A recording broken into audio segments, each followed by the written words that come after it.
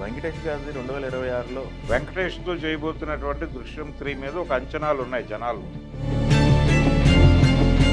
అది last year అయితే ఒక సాలిడ్ హిట్ కొట్టారు. సాలిడ్ హిట్కి పోటీ సినిమాలు కూడా బలంగా వచ్చేసాయి. ఈ సంవత్సరం సాలిడ్గా 3 ప్రాజెక్టులతో ఒక హీరో రావడం అనేది చిన్న విషయం ఏం కాదు. భరద్వాజ్ గారు, వెంకటేష్ గారిది 2026లో అనేది మా ఒక డిస్కషన్ నడుస్తుంది. 3 సినిమాలు చేస్తున్నారు ఆయన అని చెప్పి. అవును, అది లాస్ట్ ఇయర్ అయితే ఒక సాలిడ్ హిట్ కొట్టారు సంక్రాంతి. అవును, సాలిడ్ హిట్ వచ్చింది.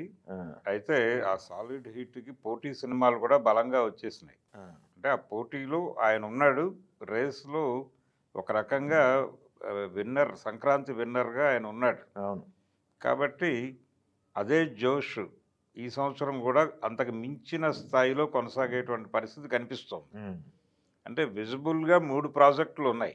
ఇప్పుడు ఆల్రెడీ సంక్రాంతికి రిలీజ్ అవుతున్న మనశంకర వరప్రసాద్ గారిలో ఈయన ఒక 20 నిమిషాల పాత్ర అని చెప్తున్నారు. 22-25 మినిట్స్ కీలకమైన పాత్ర. కీలకమైన పాత్ర, ఒక హాఫ్ అన్ అవర్ ఉంటుంది అనుకుందాం. ఉమ్, ఈ హాఫ్ అన్ అవర్ అంటే చిన్న విషయం ఏం కాదు. సినిమాకి చాలా సాలిడ్గా ఉపయోగపడే క్యారెక్టరు.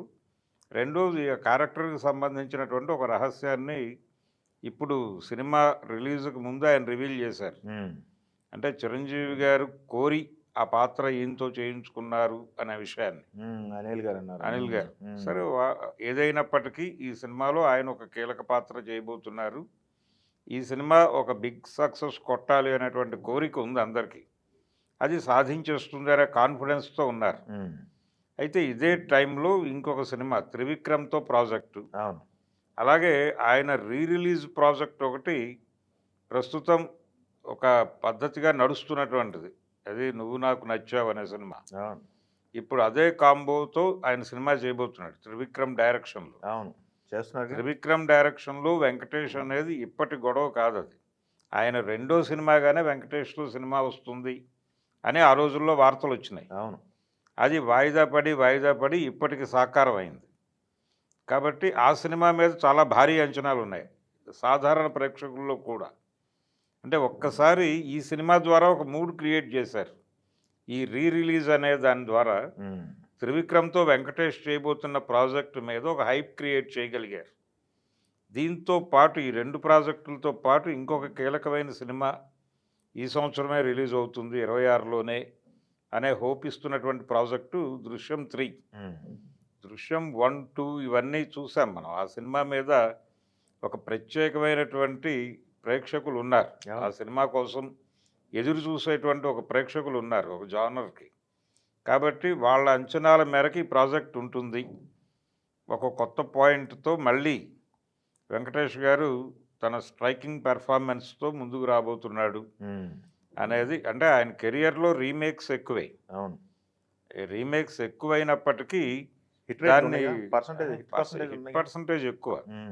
అంటే ఒక రకంగా మధుసూదన్ రావు గారితో పోల్చాలి. విక్టరీ వెంకటేష్ అంటున్నాం మనం. అవును.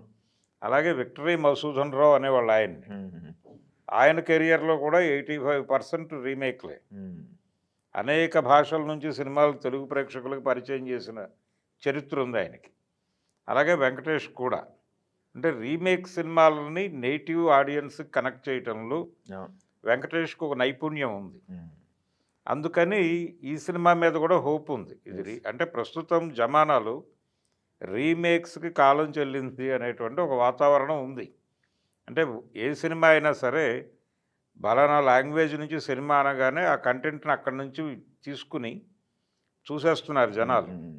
చూసి ప్రిపేర్ అయిపోతున్నారు. ఈ సినిమా గురించి ముందస్తు అంచనాలు, అంటే వీళ్ళు ఏది ప్రకటించినా ఏది రివీల్ చేసినా కంపారిటివ్ స్టడీలు వచ్చేస్తున్నాయి.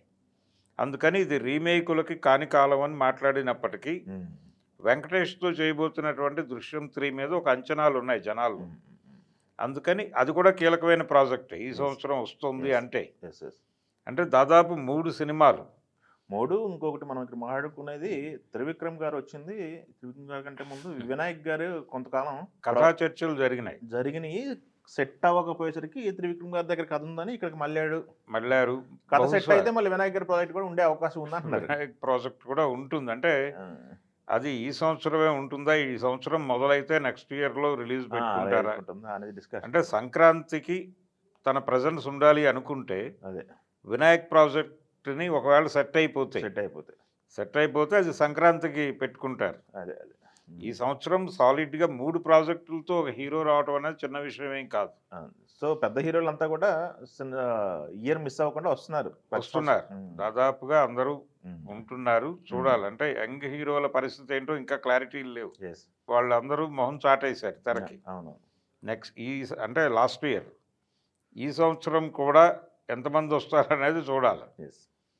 దానికి సంబంధించి ఇంకా లైనప్ ఆర్డర్లు ఇంకా ముందుకు రాలేదు.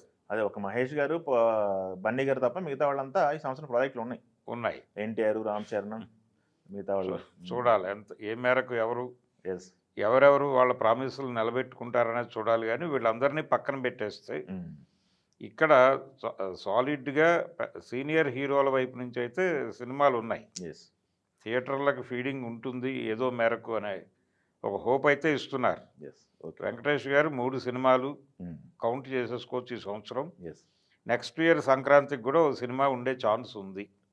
కాబట్టి ఆయన మిగిలిన హీరోలతో పోలిస్తే స్పీడ్ మీద ఉన్నాడు అనేది గతంలో ఎన్నడూ లేని స్పీడ్తో వెంకటేష్ కనిపిస్తున్నాడు ఇప్పుడు.